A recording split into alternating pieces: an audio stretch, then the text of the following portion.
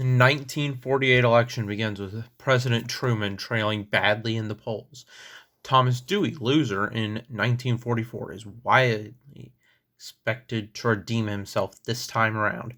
Truman not only has to deal with Dewey, a moderate Republican, but also with two splinter candidates. Henry Wallace is a far-left candidate with the Progressive Party, while Strom Thurmond runs as a Dixiecrat.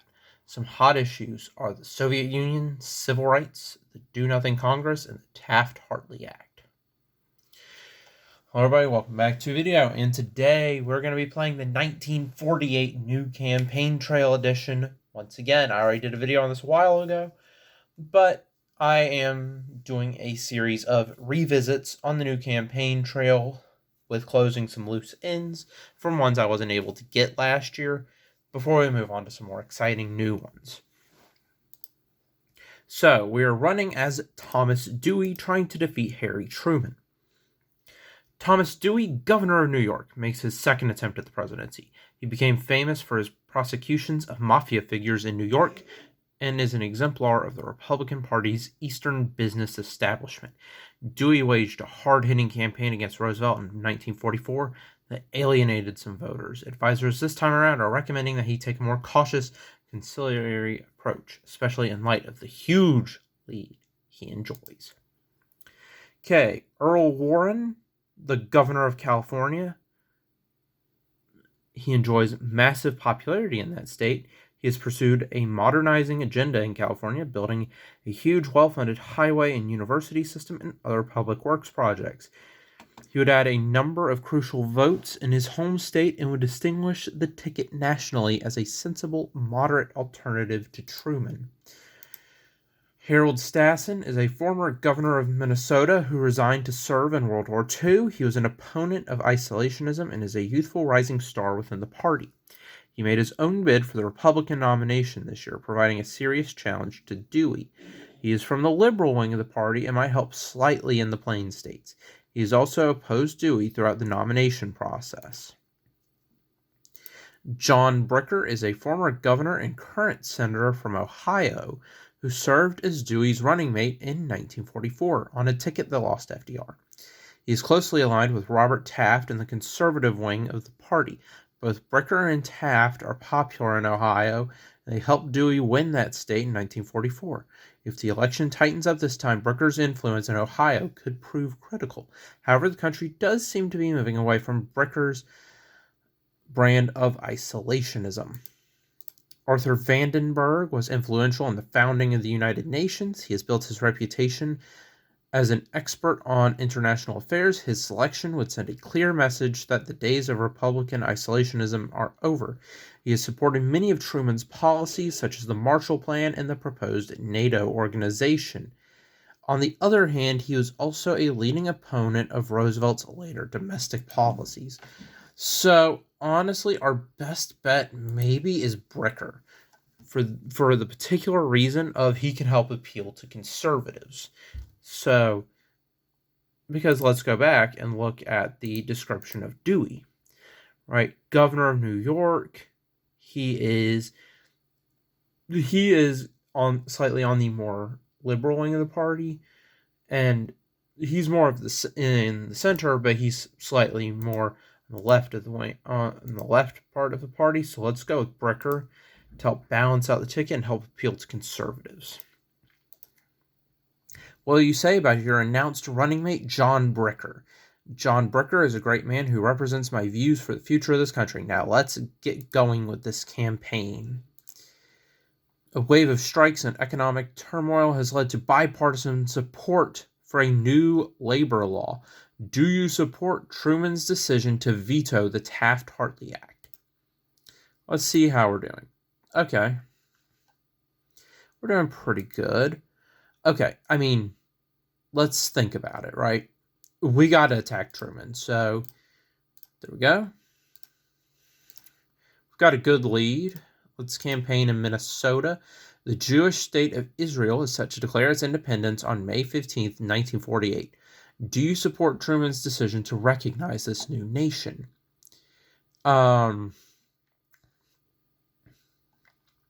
I've supported the Israeli state from the beginning. I'm glad that Truman came around, but he absolutely sent the wrong message by waiting until the last moment. I believe it was hasty.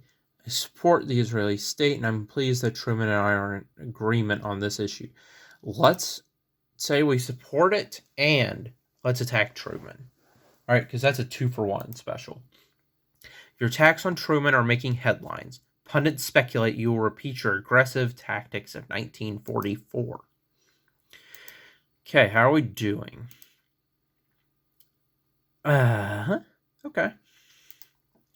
To what extent are you prepared to make anti-communism an issue in this campaign, or to attack Harry Truman on the issue? If you remember my debate with Harold Stassen, I got this nomination in the first place by remaining above such type of politics. We gotta do something in terms of communism. I think there are legitimate questions to be asked about how much the communists have embedded themselves into departments of the government. I support the measures we have in place to combat this. Not only is this a serious issue, but Harry Truman is complicit in it. It is no secret that he, along with most Democrats, complacent on the issue of communist infiltration. People have their doubts about whether you are prepared to energize your base with the communism issue, but you have proven them wrong. Okay. To what extent will you emphasize your support for civil rights legislation in New York as you hit the campaign trail? Okay. We're not going to win the South, so I think we could probably take a pretty good stance on civil rights, to be honest. I think part of any good campaign involves speaking about my past, and as governor of New York, I have successfully pushed for some of the first anti-discrimination laws in the country. Not only will I speak about this issue, I will use it to attack Truman. I've supported civil rights all along, while Truman seems to have come around at the 11th hour and for transparent political gain. My record speaks for itself. For the time being, we just need to keep the party energized and avoid any statements which might be deemed as controversial. I mean,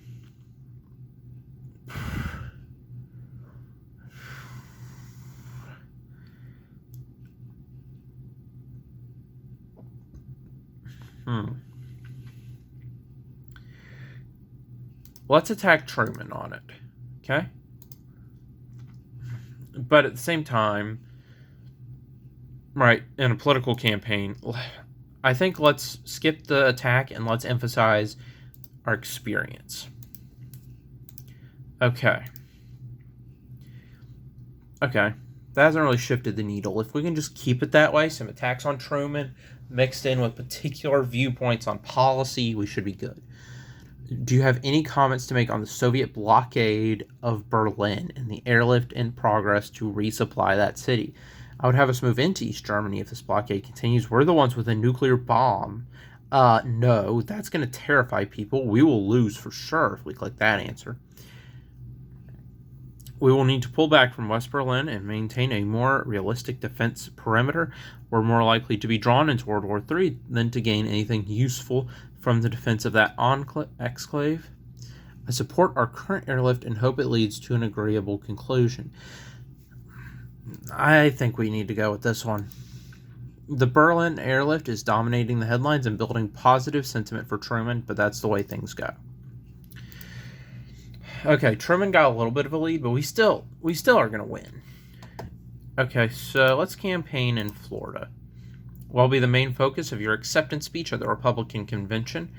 We're so ahead. I will talk in general about the future greatness of this country. I will put the olive branch to our conservative friends. Harry Truman is an ineffectual, highly unpopular president. I will talk about what I have accomplished in New York.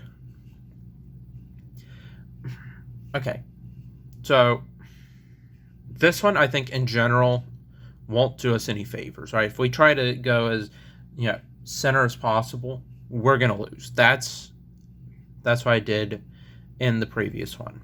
All right, I was too vague. I feel like I think attacking Truman could be interesting, but at the same time, I think that we need to emphasize experience as the governor of New York. This is a positive campaign message, and it should especially reinforce your lead in your home state. Okay. But, I mean, Truman's gained a little bit of ground. You're making a whistle-stop tour of the country to promote your candidacy. What region will you visit over the next 2 weeks? Okay. Let's see. So we're doing good up here in New England. Midwest, Ohio, Wisconsin, and Iowa, which we're winning. We're winning all of those. Plains and mountain states. I mean, this region's a little shaky. We could really.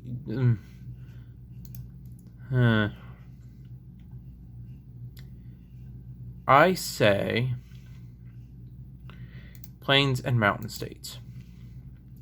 You're certainly drawing good crowds, but word has it that Truman is doing even better on that front. Fortunately, you should win where it matters, in the ballot box. Okay, nothing changed, so that's good. In general, what is your view on the providing of foreign aid to American allies? Okay. This is a drain on American finances for a cause that threatens to entangle us in future wars. I support this kind of thing in limited cases where there's a clear threat, but I'm worried about some of the ill-defined, open-ended commitments we are getting ourselves into with other countries and with the UN. We're the only thing standing between the world and global domination by the Soviets. I'm prepared to take any measure to prevent the advance of communism. Let's go with this answer because we can energize the base with the communism issue. So let's do that. This is a pretty mainstream position by this point in either party. Okay.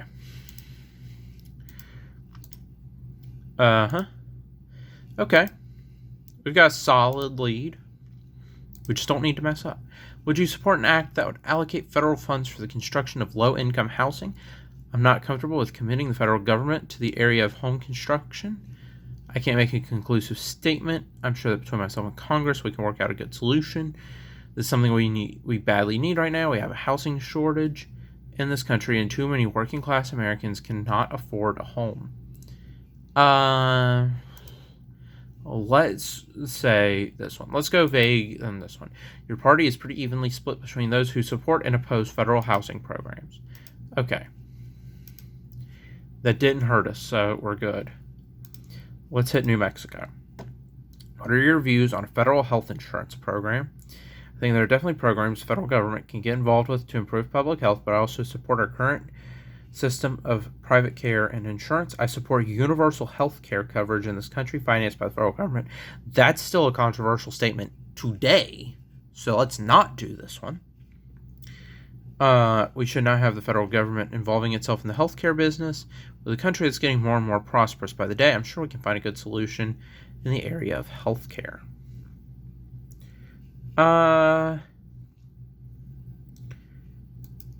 I think we go with the top one. Okay, that kind of hurt us a little bit. Your party has passed a fairly ambitious and liberal platform, which you've supported. However, if the Republican Congress won't pass these laws now, how do you expect to push them forward as president? What Truman really means when he calls this the do-nothing Congress is they won't pass a program for national health insurance or the drastic expansion of Social Security. I will attack Truman for calling a pointless session for his own political purposes. Just in the past 12 months, Congress has passed the Marshall Plan and Taft-Hartley with bipartisan support. They have passed an expansive farm bill and will be considering housing legislation soon. I don't see why I couldn't work with this Congress. I believe a Republican Congress working with a Republican president will be able to come to an accord on the key issues of our time. Let's go with this one. Let's try to make a positive spin on this. Okay. Let's see. What's some close states? Montana is close. So let's go for Montana. What are your views on the expansion of Social Security? Okay. I support Social Security, but I think the program is most solvent in its current form. I support the expansion of benefits. I've never been comfortable with the program. Let's let's not touch Social Security. Do you support the federal funding of primary education? And if so, what form? This is something we will research and consider seriously over the next 4 years. I have to see the details of any proposal. I absolutely believe the federal government should be providing funds to the states, of course, for them to apply to education spending on our country's youth. I'm opposed to the provision of federal funds for primary education. It will inevitably lead to other forms of interference in what should be a state and local matter. Research and consider. I am going vague on some of these statements, but it's... Okay. Let's see. We've got a good lead.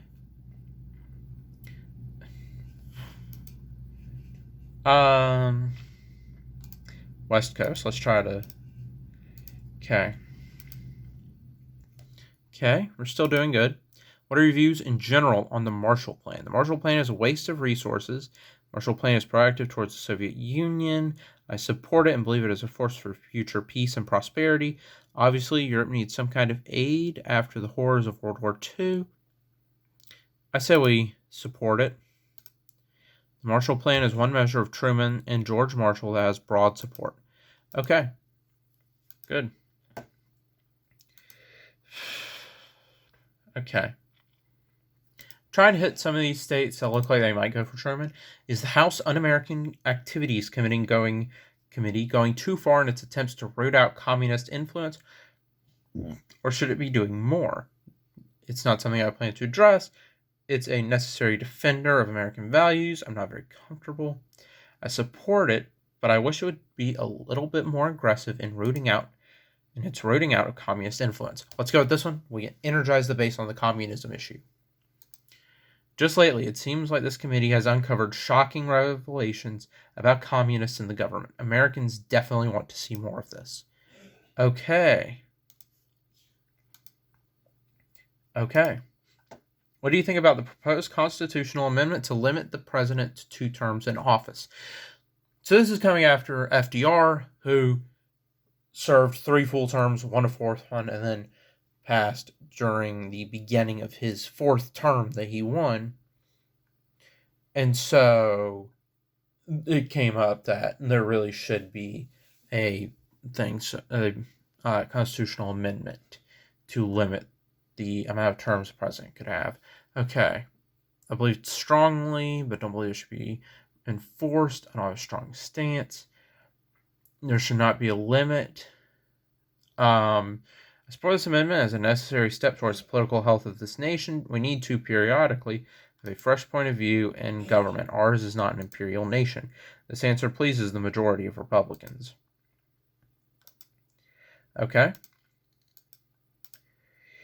How will you reduce the inflation rate, currently around 10% annually, if you are elected president? Let's see what that map's looking like. Okay. We need to control the spending and interference of the federal government and reinforce our commitment to a sound American dollar. These policies will bring inflation under control in my administration. Corporations have been raising prices faster than wages have increased, and they're pocketing exorbitant profits as a result. We have already passed the Taft-Hartley Act and a modernized system of price supports for food. Let's go for this first one. Okay. Keeping a constant eye on that map. What will you do to resolve the severe housing shortage? We are clearly overcrowding our urban areas at the moment. At the very least, we can expand the federal highway system to make more areas accessible to families and developers. It's taken a few years after the end of the war, but I can already see that many new houses are being built by private developers to resolve this shortage. And I can only predict this trend will continue without any special action. We need a federal housing bill that will produce low-income housing and provide cheaper mortgages for all Americans. Let's go for this first one. Okay. You're making a whistle-stop tour of the country to promote your candidacy. Which region would you like to visit over the next 2 weeks? To the West Coast. Okay. Let's see. We're still doing good. I'm just trying to keep a constant eye on that map. What are your views on the current federal budget surplus? Would you attempt to maintain this as president? Part of our current economic problem is the inability of Congress to pass programs which help the American worker. I've always been an advocate of pay-as-you-go liberalism. We've run up quite a national debt over the past few years, and rightly so, but now that World War II is over, we should focus on paying down this debt. That's something that people don't really talk about a lot, is the national debt, but we're going to submit that as our answer. Okay. Man, we're winning, but a lot of these states look really close.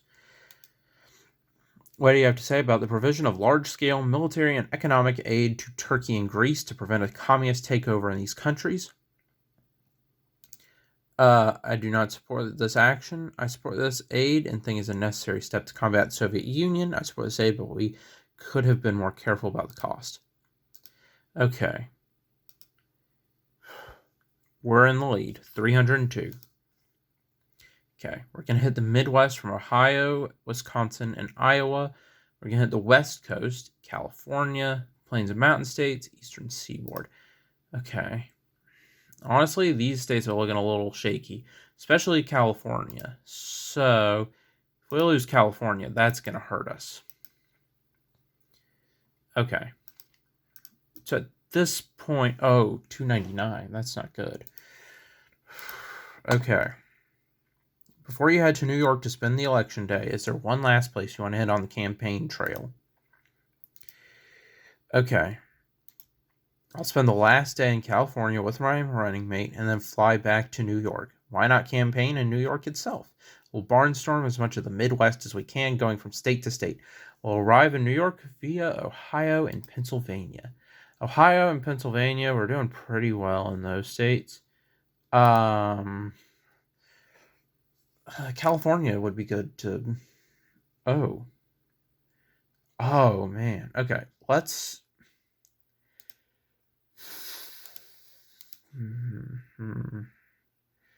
I say that... Okay. Okay. We got a 2-point lead in New York and in California. I say we campaign some more in New York. So why not campaign in New York itself? What an exciting last day of the campaign. Let's see how the voting goes tomorrow. Election night has arrived. Settle in and wait for the returns, however long it may take. Best of luck. Okay, here we go. We need to get 266, so I think if we lose New York, we should still win. If we lose... Okay. Truman's effectively going to sweep the South. Okay.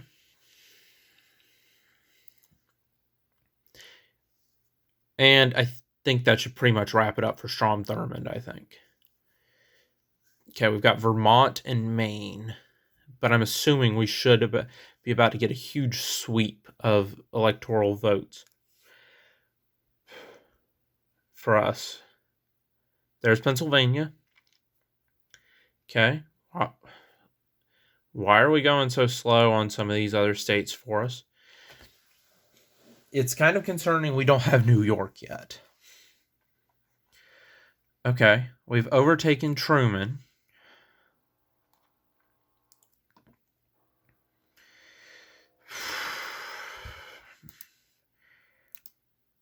Maybe we can lock up New York. Okay. I think we need a couple more states would be good. Okay. Oh, we need 10 more. Okay. Come on, California. Oh, I won. Congratulations, you have won the 1948 presidential election. You have become the first Republican to win the White House in 20 years. You face a dangerous foreign situation, and your domestic agenda is likely to be opposed by Democrats and conservatives alike. Conversely, the support and confidence of the Republican establishment is almost guaranteed. With luck, you might become the first two-term Republican since Ulysses Grant.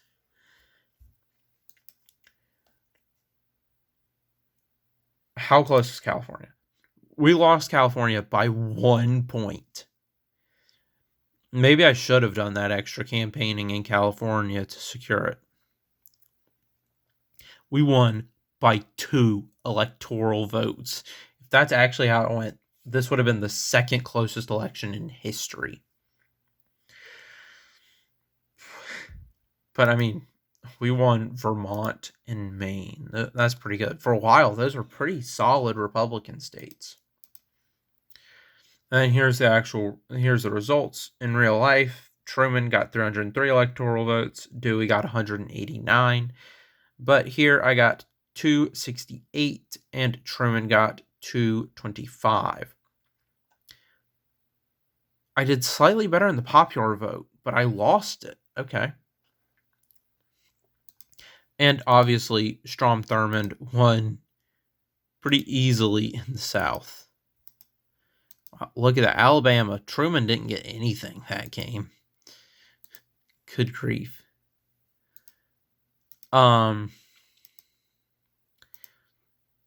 But, I mean, California, we almost got that. Virginia, was a few points, we probably weren't going to get that.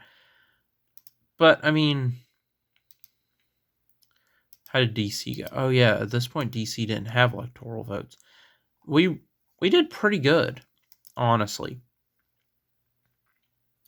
But, either way, there you have it. I managed to defeat Truman. That's it for this video. Like and subscribe. I'll see you in the next one. Bye.